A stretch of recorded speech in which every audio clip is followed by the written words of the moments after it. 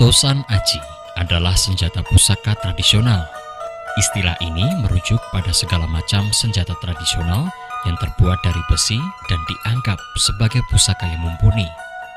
Secara umum, tosan aji diciptakan tidak hanya sebagai senjata, tetapi juga sebagai sifat kendal bagi pemiliknya, yaitu sesuatu yang dapat membangkitkan keberanian, keyakinan bagi pemilik tosan aji tersebut. Tosan aji diciptakan untuk berbagai kebutuhan, mulai dari keris, tombak, mata panah, candi, pedang, ataupun jenis-jenis senjata lain yang berguna di medan laga. Makin tinggi tingkat spiritual dari sang empu tosan aji, dipercaya makin hebat pula kekuatan senjata yang diciptakan. Hal ini tentu saja bukanlah sekadar isapan jempol belaka, karena dalam pembuatan senjata yang terbuat dari logam haruslah menguasai ilmu metalurgi dengan segala tekniknya yang rumit. Ada hal yang lebih penting lagi, senjata perang di zaman dahulu selalu dilengkapi dengan racun ataupun warangan yang mematikan.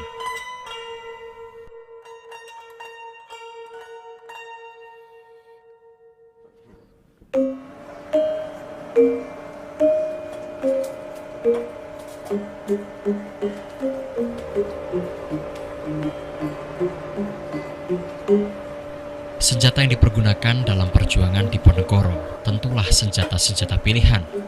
Sifatnya pun ada yang bersifat sangat pribadi atau hanya dibuat dengan jumlah sangat terbatas disesuaikan dengan pemakainya. Namun ada juga senjata yang memang dibuat secara massal. Dari sinilah muncul berbagai macam jenis senjata yang menjadi piandel perjuangan Pangeran Diponegoro bersama penderek-pendereknya. Maka tak heran, sebagai pendukung dan loyalis Pangeran Diponegoro, Pangeran Hadinegoro atau yang lebih dikenal dengan nama Eyang Suryenglogo juga memiliki senjata tersendiri dengan teknik pembuatan yang sangat rumit.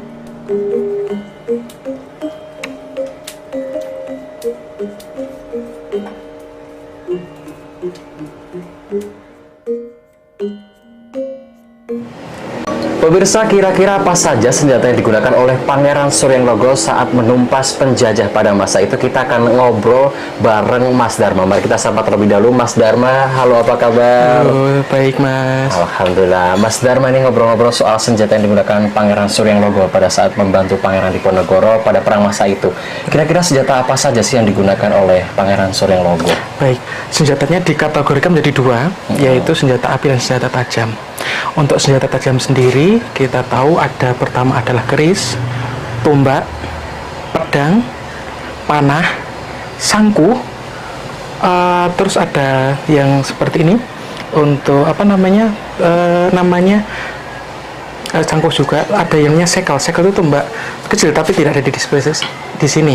Oke Mas Dharma, ini kan ada senjata api dan juga senjata untuk peperangan ya. Yeah. Nah ini kan ada fokus yang untuk pedang nih.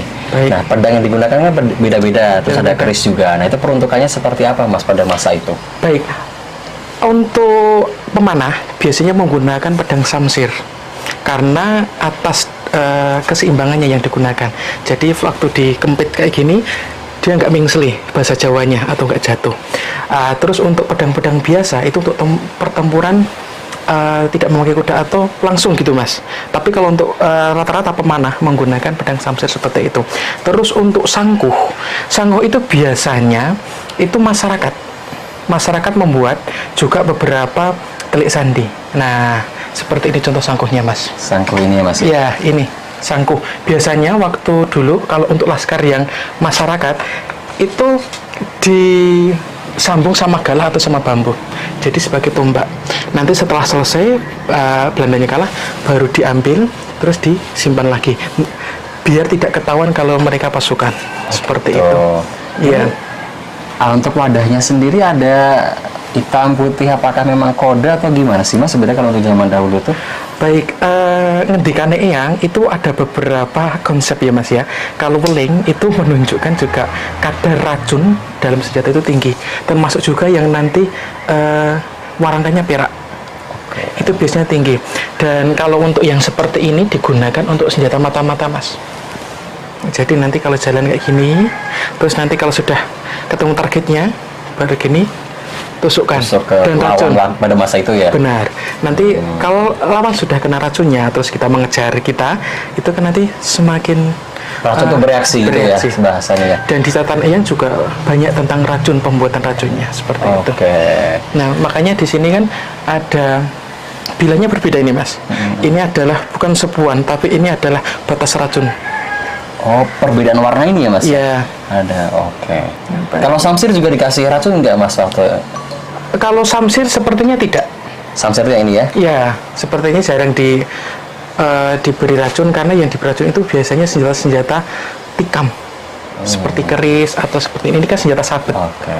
Nah kalau ini Mas, untuk penggunaan kayak besi atau logam yang dipakai pada masa itu seperti apa Mas? Baik. Apakah ada jenis-jenis khusus gitu atau gimana? Jadi pembuatan senjata itu kan dipengaruhi dari politik negara. Waktu perang tentu politiknya tidak stabil. Maka dari itu biasanya unsur estetikanya itu agak digeser. Yang lebih ditonjolkan adalah fungsi dari ergonomisnya atau dari penggunaannya seperti itu. Dan memang lebih sederhana. Jadi bukan nggak ada pamor ngebiar-ngebiar. Meskipun dalam catatan beberapa para pengageng-pengageng seperti yang komandan-komandannya itu banyak kayak pamor-pamornya, ada kinatahnya seperti itu kayak yang dimiliki oleh Semprot kayak gitu. Tapi kalau untuk laskar pada umumnya itu lebih sederhana, menggunakan ada dua jenis besi, maksudnya ada baja, ada besinya.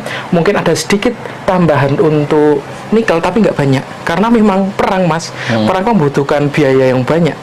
Nah, dan sebenarnya yang penting barang itu jadi banyak dan waktunya cepat. Karena memang dikejar waktu buat ngelawan gitu ya Mas? Benar. Oke. Ini ada sudah samsir, kemudian tadi keris, kemudian ada enti pedang yang bentuknya kayak ular ya? Iya, ini itu sangko. apa ini Mas? Baik, ini jadi tombak ini untuk lorong. Bahasa Jawa lorong itu untuk lempar. Oke. Nah, lempar seperti itu. Bisa digunakan oleh pasukan apa itu? Bisa berkuda, bisa infanteri atau yang dari nggak pakai kuda, jadi jalan kaki itu Mas, infanteri. Ya, jadi memang fungsinya seperti ini itu memang prefer untuk dilemparkan.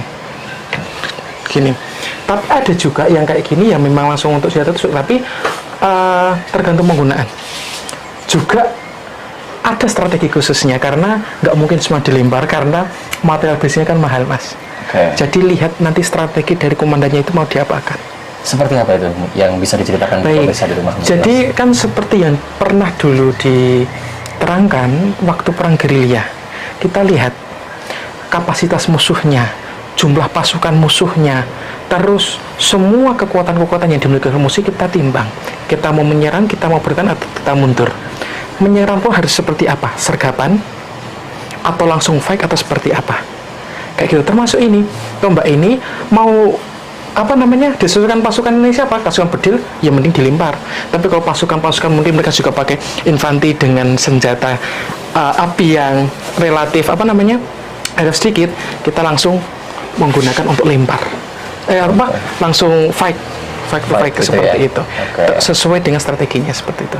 Kalau untuk Tosan Aji itu Mas, itu gimana pada masa-masa perang di Pangeran Suryanglogo dalam membantu Pangeran Diponegoro? Tosan Aji seperti yang saya katakan tadi, besinya sederhana, tidak seperti besi waktu digunakan. Ya, jadi seperti ini. Kalau pada waktu negara itu dalam kondisi stabil, dia akan unsur estetikanya akan keluar. Tapi kalau umpamanya waktu kondisi perang, berarti tidak stabil, yang penting bisa digunakan. Seperti itu Mas. Makanya perbedaan sekali kan. Makanya ini ada ukirannya gitu ya. Ada ukirannya, ini ada pamornya dibentuk seperti ini. Ada bentuk-bentuk khususnya yang ini gitu yang ya. penting jadi seperti itu, enak dipakai. Nah, tajam seperti itu. Tapi kalau untuk zaman sekarang bedanya yang paling signifikan di bagian apa Mas? Bagian ergonomisnya. Ekonomisnya. Iya, yang penting enak. Jadi kalau titik enak itu disesuaikan titik beratnya. Kalau pedang kok titik beratnya itu terlalu di ujung, itu nggak enak Mas. Ini bikin capek. Kalau perang lama itu nggak terlalu enak gitu. Tapi kalau yang untuk yang sekarang ini mungkin yang dinikmati pamornya, dinikmati estetikanya seperti itu.